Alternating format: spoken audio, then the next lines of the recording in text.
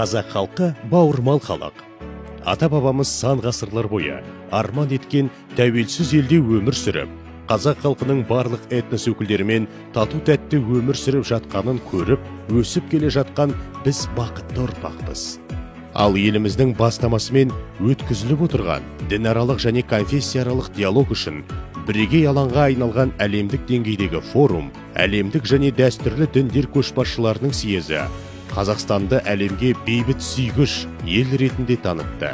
Қазақстан зайырлы мемлекет болғанымен, әлемдік және дәстүрлі діндердің рухани өнегелілік әлеуетін орнымен бағалап, ел игілігіне тиімді пайдалануды мақсат етеді. Әлемдегі барша дін атаулы ізгілікті насихаттайтын болса, бүгінгі жаһандық және аймақтық қақтығыстардың шешуіне неге дін басыларда үлес қоспасқа деген мәселе кеңінен талқыланады. Дінаралық диалогты ұйымдастыруға ұмтылыс басқа да елдерде бар. Дегенмен, басқа да форумдар әлемдік және дәстүрлі діндердің ең беделді басшыларының басын қоса алған жоқ.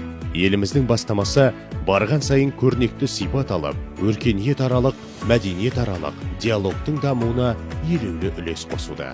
Діни көшбасшыларына толеранттылыққа, өзара құрмет пен ынтымақтастыққа негізделген әлемді құруда ерекше үміт жүктеледі.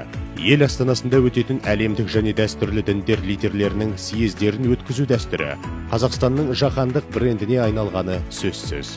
Рухани сенім бізді біріктіреді. Қазақстандағы әлемдік және дәстүрлі діндер съезі үйлесімділік пен бейбітшілікке қадам.